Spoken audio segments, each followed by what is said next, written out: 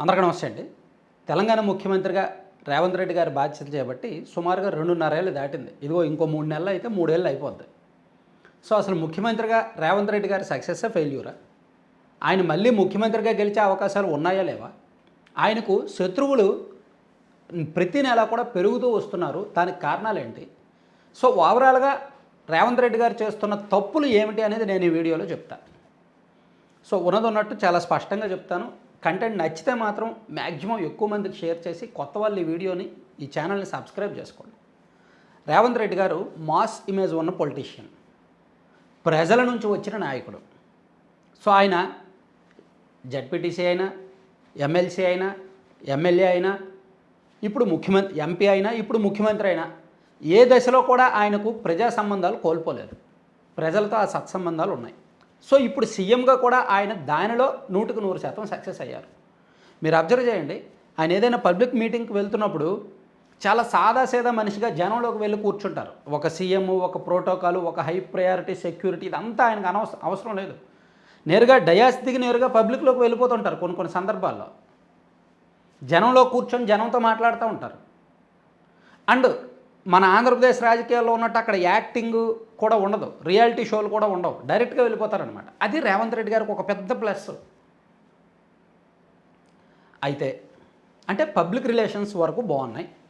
Cadre relations కూడా, అంటే Congress party కార్యకర్తల్లో కూడా కొంతవరకు సాటిస్ఫై ఉంది, సంతృప్తి బాగానే ఉంది. మోర్ దాన్ 60-70% బాగుంది.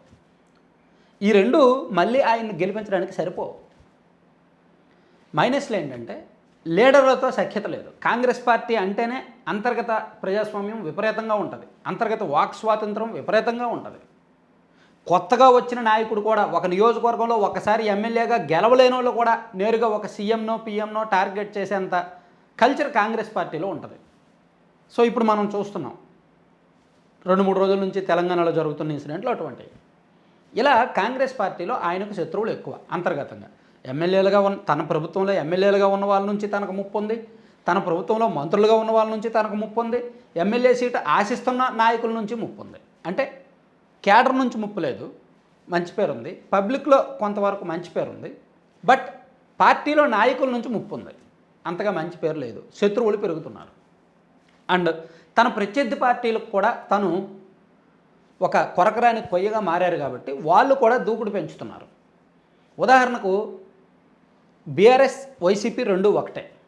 ఈ రెండు పార్టీలు కూడా హైదరాబాద్లో ఒకే చోట నుంచి సోషల్ మీడియాను ఆపరేట్ చేస్తుంటాయి.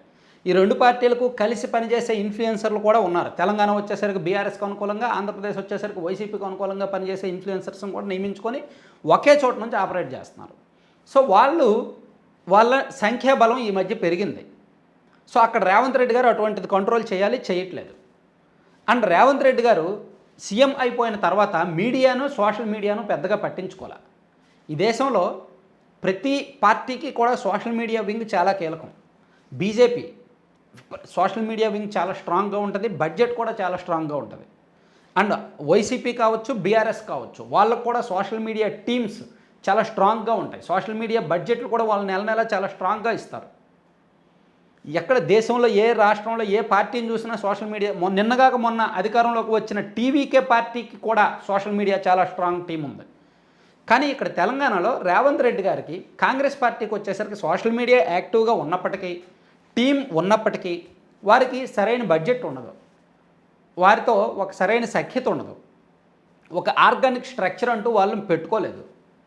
అంటే మీడియా మేనేజ్మెంటు, సోషల్ మీడియా మేనేజ్మెంటులో రేవంత్ రెడ్డి గారు ఫెయిల్ అయ్యారు. లీడర్ కమ్యూనికేషన్ లేదు, లీడర్లతో కొంతమంది నాయకులతో సఖ్యత లేదు, అంతర్గత విభేదాలు ఎక్కువ ఉన్నాయి, మీడియా మేనేజ్మెంట్ లేదు, మీడియా ప్రతినిధులతో కూడా ఆయన అంత సఖ్యత లేదు. గతంలో రేవంత్ రెడ్డి గారు ఎంపీగా ఉన్నప్పుడు, ఎమ్మెల్యేగా ఉన్నప్పుడు మీడియాతో బాగా ఇంటరాక్ట్ అయ్యేవాళ్ళు, టైం ఇచ్చేవాళ్ళు. బట్ ఇప్పుడు సీఎంగా ఆయన మీడియాతో అంత ఇంటరాక్షన్ కానీ, కొంతమందితో పర్సనల్ అటాచ్మెంట్స్ ఏమీ లేవు. ఉండాలి, అటువంటివి ఉండాలి. అండ్ సోషల్ మీడియా మేనేజ్మెంట్ కూడా, సోషల్ మీడియాకు ఒక బడ్జెట్ ఇవ్వడం, కొంతమంది ఇన్ఫ్లుయెన్సర్లతో ఇచ్చేయడం, అదంతా ఉండాలి. అదేమీ లేదనమాట ఇప్పుడు. సో ఇది చాలా వరకు మైనస్ ఉంది. ఏదో పార్టీ మీద అభిమానంతోనో లేదంటే కొంతమంది నాయకులు పెట్టే డబ్బులతోనో పనిచేయడం తప్ప పార్టీ పరంగా తెలంగాణలో ఇది రన్ అవ్వట్లేదు. ఇది ఇంకో మైనస్ ఉంది. అలాగే రేవంత్ రెడ్డి గారు తన రాజకీయ ప్రత్యర్థులను తక్కువగా అంచనా వేస్తున్నారు. అండ్ తన పార్టీలో ఉన్న శత్రువులను తక్కువగా అంచనా వేస్తున్నారు. సో ఇప్పుడు తెలంగాణలో ఏం జరుగుతుందంటే ఒక నలుగురు ఐదుగురు నాయకులు కలిశారు.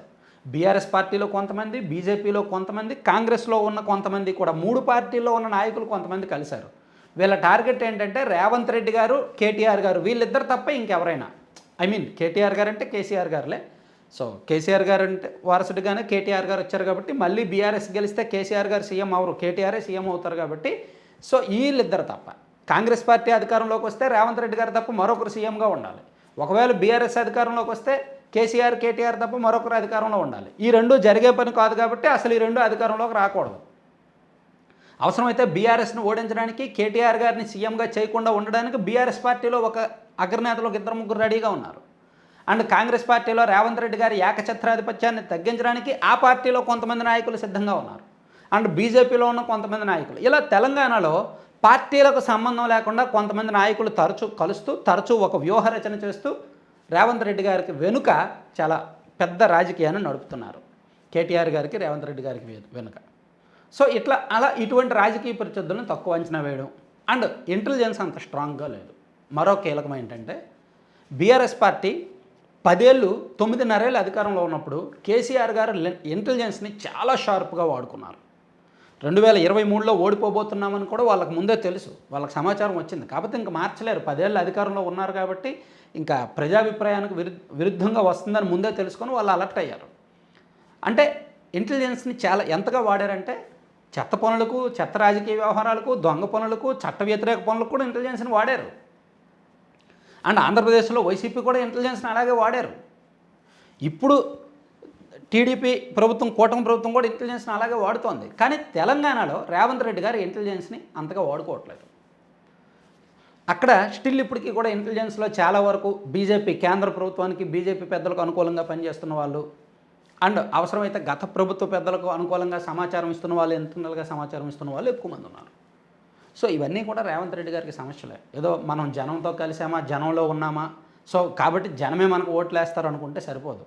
రేపు పొద్దున్న నియోజకవర్గ స్థాయిలో లీడర్షిప్ చాలా స్ట్రాంగ్గా ఉండాలి. బూత్ లెవెల్లో లీడర్షిప్ చాలా స్ట్రాంగ్గా పనిచేయాలి. సో దానికి సోషల్ మీడియా యాక్టివ్గా ఉండాలి, మీడియా రిలేషన్స్ బాగుండాలి, cadre management, political management, media management, social media management ఇవన్నీ ఉండాలి. ఇవన్నీ కూడా రేవంత్ రెడ్డి గారికి దెబ్బతీసేలా ఉన్నాయి అనేది నాకు రకరకాల సోర్సుల ద్వారా వస్తున్న సమాచారం. Thank you.